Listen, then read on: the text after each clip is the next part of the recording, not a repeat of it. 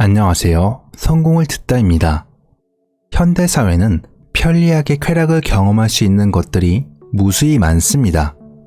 지금 스마트폰을 봐도 그렇죠. 인스타그램, 쇼츠, 틱톡 등을 보며 손쉽게 즐거움을 얻을 수 있습니다. 여가 시간에 스마트폰을 보면서 도파민을 소비하는 것은 우리 일상이 되었습니다. 그와 반대로 우리의 집중력과 동기부여는 점점 사라지고 있죠. 예전에는 작은 것에 행복을 느낄 수 있었지만 이제는 점점 큰 자극이 있어야 행복감을 느낄 수 있게 되었습니다. 큰 자극에만 행복감을 느끼게 된 우리는 행복감을 느끼는 신경에 내성이 생겨 작은 자극에는 행복하지 않아서 게을러지는 경우가 많습니다. 이렇듯이 도파민을 어떻게 활용하느냐에 따라서 우리 삶은 180도 바뀌게 되겠죠. 이미 성공한 많은 사람들은 도파민을 올바르게 활용하고 있어요. 잘 활용하면 우리에게 성공과 행복을 가져다 줄 도파민에 대해 도파민 네이션 도서를 참고하여 살펴보도록 하겠습니다. 도파민은 우리에게 행복감과 기쁨을 주는데 중독되면 왜 안 좋은 걸까요? 그 전에 도파민에 대해서 알아보겠습니다. 쾌락과 고통은 뇌의 같은 영역에서 처리됩니다. 쉽게 말해서 쾌락과 고통은 저울에 서로 맞은편에 놓인 추처럼 작동합니다. 우리 뇌의 중간에 지렛대 받침이 있는 저울이 있다고 가정해 볼게요. 저울 위에 아무것도 없으면 저울은 지면과 수평을 이루겠죠. 이때 쾌락을 경험한다면 뇌의 저울추는 쾌락 쪽으로 기울어지게 됩니다. 이 저울이 더 많이, 더 빨리 기울어질수록 우리는 더 많은 쾌락을 느끼게 되는 거죠. 초콜릿처럼 기분 좋게 하는 음식보다는 성관계보다는 도박이나 니코틴, 마약 같은 것들이 저울을 더 빨리, 더 많이 쾌락 쪽으로 기울어지게 하죠. 이렇게 쾌락을 느끼는 게 어떻게 문제가 되는 걸까요? 쾌락과 고통의 저울에는 중요한 법칙이 하나 있습니다. 이 저울은 평형을 유지하려고 하는 습성이 있다는 것이죠. 이 저울은 쾌락이나 고통 중 한쪽으로 오래 기울어져 있으려고 하지 않습니다. 저울이 쾌락 쪽으로 기울어질 때마다 저울은 우리의 의지와는 상관없이 다시 수평 상태로 돌아가려는 습성이 있죠. 이걸 자기조정 메커니즘이라고 합니다. 여기서 중요한 것은 쾌락 쪽으로 기울어진 저울이 수평을 이루는 데서 그치지 않고 쾌락 쪽으로 기울어진 만큼 고통 쪽으로도 기울어진다는 것이죠. 따라서 쾌락을 느낀 만큼 고통도 얻게 되는 거예요. 이런 고통이 불편하여 다시 쾌락을 찾게 되고 그렇게 쾌락에 중독되는 겁니다. 여기서 중요한 것은 이런 쾌락에 반복적으로 노출되면 쾌락을 느끼는 순간은 짧아지거나 약해집니다. 쾌락을 느끼는 신경이 적응하는 것이죠. 내성이 생기는 겁니다. 따라서 같은 양의 쾌락을 느끼려면 양을 더 늘리거나 더 자극적인 것을 찾아야 같은 쾌락을 느낄 수 있는 것이죠. 그럼 또 그 쾌락만큼 고통이 찾아오니 고통은 더더욱 커져만 갈 뿐입니다. 이런 원리에 따라 현대인들은 손쉽게 얻을 수 있는 쾌락으로 점점 중독되어 갑니다. SNS나 스마트폰, 포르노, 정크푸드 등 정말 어렵지 않게 얻을 수 있는 쾌락 말이죠. 이런 쾌락은 내성이 생겨서 더 큰 자극을 원하게 됩니다. 더 많은 시간 동안 스마트폰이나 SNS를 하게 되고 더 자극적인 음식을 찾게 됩니다. 만약 특정 행동으로 쾌락이 채워지지 않았다면 다른 자극적인 것으로 쾌락을 채우려고 하게 됩니다. 이렇게 중독의 악순환이 반복되는 거죠. 부모님과 함께 식사를 하거나 하늘의 구름을 관찰하며 여유와 행복을 느낄 때 그때 진정 행복하신가요? 만약 우리가 행복을 느끼는 것에 강한 내성이 생기면 우리는 쉽게 행복해질 수 없게 되고 목표를 이루는데도 심각하게 방해가 됩니다. 이렇게 도파민이 망가져버리면 우리의 목표를 이루는데 어떻게 방해가 되는 걸까요? 우리 행동에는 도파민의 영향을 받습니다. 도파민이라는 것은 목표를 성취했을 때의 보상보다 보상을 얻기 위한 동기부여 과정에서 더 큰 역할을 합니다. 목표를 성취했을 때보다 성취하는 과정이 더 행복한 것이다. 그러니 과정을 즐겨야 한다. 이런 말이 있잖아요. 이 말처럼 도파민은 목표를 성취했을 때보다 목표를 쫓을 때 더 많은 양이 분비됩니다. 도파민에 중독되면 작은 목표를 세우고 한 걸음씩 나아가는 행동을 하기가 힘들어진다는 겁니다. 그렇게 결국 커다란 목표를 얻은 쾌락만큼 고통을 느끼고 좌절하게 되는 거죠. 물론 목표를 이루는데 도파민이 전부는 아니에요.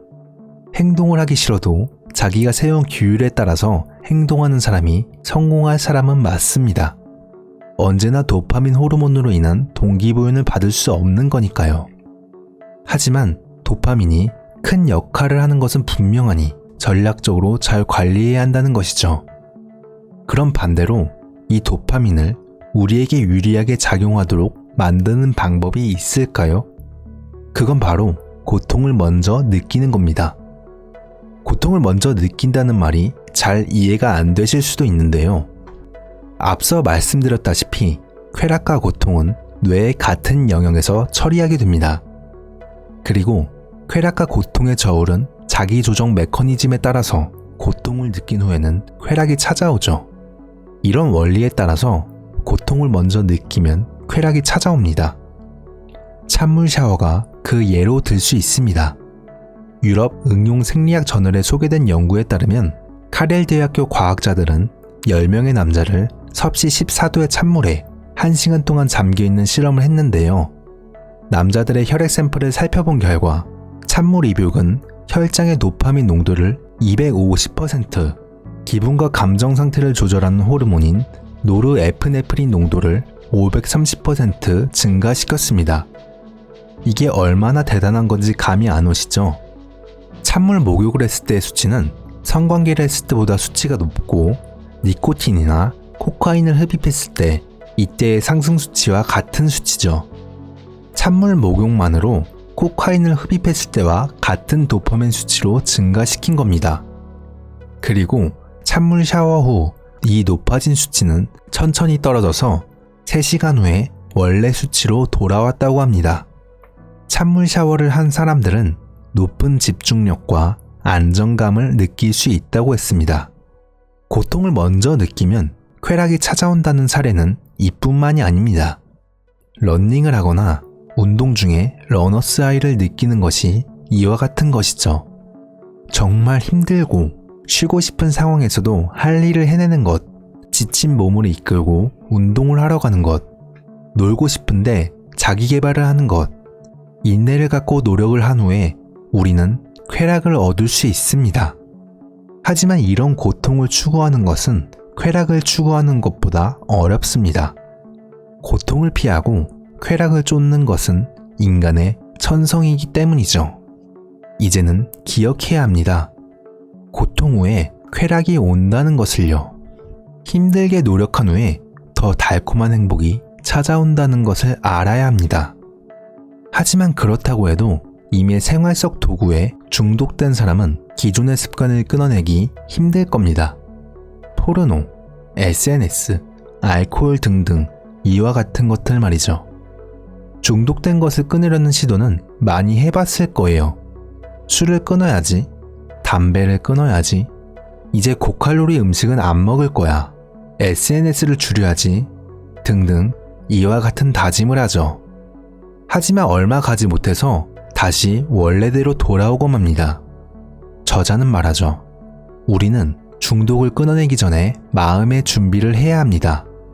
내가 담배를 끊으려고 하면 처음에는 굉장히 불안하고 불편할 거야. 하지만 이건 담배를 피우지 않을 때 늘 안고 살아야 하는 불안감이 아니야. 시간의 지남에 따라 반드시 기분이 좋아질 거야.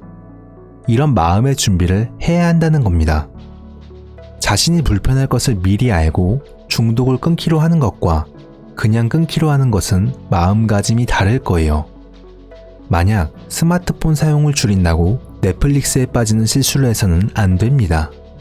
도파민 네이션 저자 애나 렘킨은 중독을 끊는 불편함을 다른 것으로 채우려고 하면 안 된다고 합니다.